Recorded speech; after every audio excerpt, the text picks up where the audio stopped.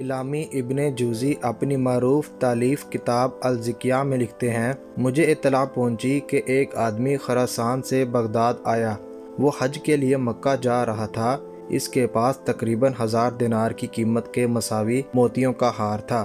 اس نے ہار فروخت کرنے کی کوشش کی مگر کامیاب نہ ہو سکا۔ چنانچہ وہ ایک عطر فروش کے پاس پہنچا۔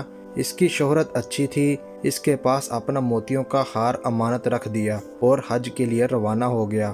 حج سے واپس آیا تو اس نے عطر فروش کے لیے تحفے تحائف خریدے اور اس کی خدمت میں پہنچ کر پیش کیے اور اپنے ہار کا تقاضا کیا۔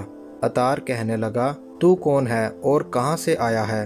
خراسانی حاجی کہنے لگا، میں اس ہار کا مالک ہوں جسے میں نے حج پر جاتے ہوئے آپ کے پاس بطور امانت رکھا تھا۔ عطار نے حاجی کی بات پر کوئی دھیان نہیں دیا، اسے بری طرح دھکے مار کر دکان سے نکال دیا اور کہنے لگا، تو مجھ پر بہتان تراشی کر رہا ہے۔ خراسانی نے شور مچایا۔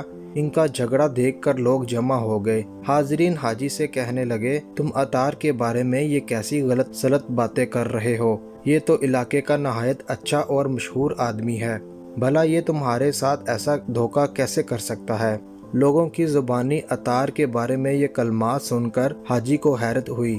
وہ اب بھی رہ کر عطار سے اپنی امانت کا تقاضا کر رہا تھا مگر عطار اسے مسلسل گالیاں دیے جا رہا تھا۔ کچھ لوگوں نے حاجی کو مشورہ دیا، اگر تم اس جھگڑے کا حل چاہتے ہو تو خلیفۃ المسلمین عضدالدولہ کے پاس دربار میں چلے جاؤ، اپنا مقدمہ پیش کرو اور ان سے مدد طلب کرو، عین ممکن ہے تمہاری پریشانی کا کوئی حل نکل آئے۔ حاجی نے لوگوں کے مشورے کے مطابق اپنی پوری داستان ایک کاغذ پر لکھ لی اور اسے ایک لمبی لکڑی پر لٹکا کر عضدالدولہ کے دربار میں جا پہنچا۔ اسے دیکھتے ہی عضدالدولہ نے قریب بلوایا اور پوچھا، تمہارا کیا مسئلہ ہے؟ حاجی نے درخواست پیش کی اور زبانی طور پر بھی پوری داستان سنا دی۔ عضدالدولہ نے حاجی سے کہا، کوئی بات نہیں، تم کل عطار کی دکان کے پاس جا کر بیٹھ جانا۔ اگر عطار تمہیں اپنی دکان کے پاس بیٹھنے سے روکے تب بھی اس سے کوئی احتجاج یا جھگڑا کرنے کی ضرورت نہیں۔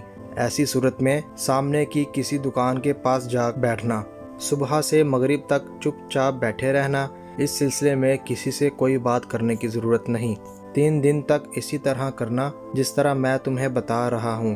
چوتھے روز میرا وہاں سے گزر ہوگا تو میں تمہارے پاس چند لمحے کھڑا ہوں گا اور تمہیں سلام کروں گا۔ اس موقع پر تم اپنی جگہ سے کھڑا نہ ہونا اور نہ ہی میرے سلام کے جواب سے زیادہ کوئی بات کرنا۔ جب میں وہاں سے گزر جاؤں گا تو عطار کے پاس جانا اور اپنے ہار کا تقاضا کرنا۔ اب کی بار وہ تم سے جو کچھ بھی کہے مجھے آ کر بتانا۔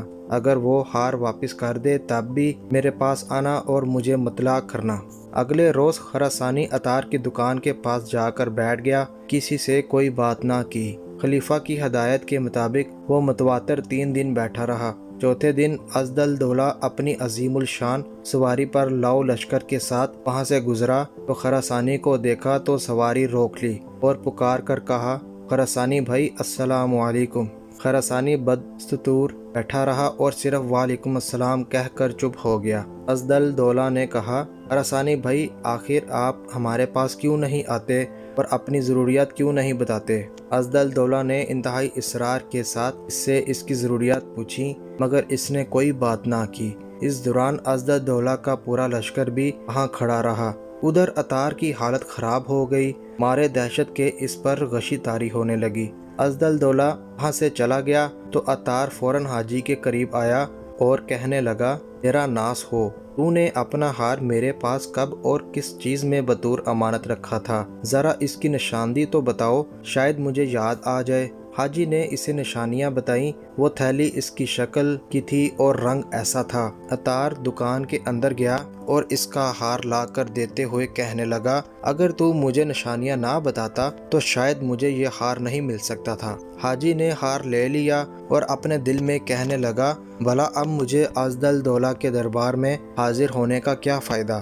مجھے تو میرا ہار مل ہی گیا ہے۔ پھر خیال آیا کہ خلیفہ نے مجھے حکم دیا تھا کہ میں ہار ملنے کے بعد اس سے ضرور ملوں، ہو سکتا ہے کہ اسے مجھ سے کوئی کام ہو یا وہ مجھ سے ہار خرید لے۔ چنانچہ وہ ہار لے کر عضدالدولہ کے دربار میں حاضر ہوا۔ اسد الدولہ نے خراسانی کو دیکھا تو ایک سپاہی کو حکم دیا کہ اس عطار کو گرفتار کر کے فوراً دربار میں پیش کرو۔ تھوڑی دیر بعد عطار وہاں موجود تھا۔ خلیفہ نے حکم دیا کہ اس بدبخت نے خیانت کی ہے، اس کی سزا یہ ہے کہ ہار اس کے گلے میں ڈال دیا جائے، پھر اس دکان کے سامنے اسے پھانسی دی جائے تاکہ یہ عبرت کا نشان بن جائے۔ چنانچہ خراسانی سے ہار لے کر اس عطار کی گردن میں ڈالا گیا اور اسے سرے بازار پھانسی دے دی گئی، اور پھر یہ اعلان کیا گیا، امانت رکھ کر مکر جانے والے کی یہی سزا ہے۔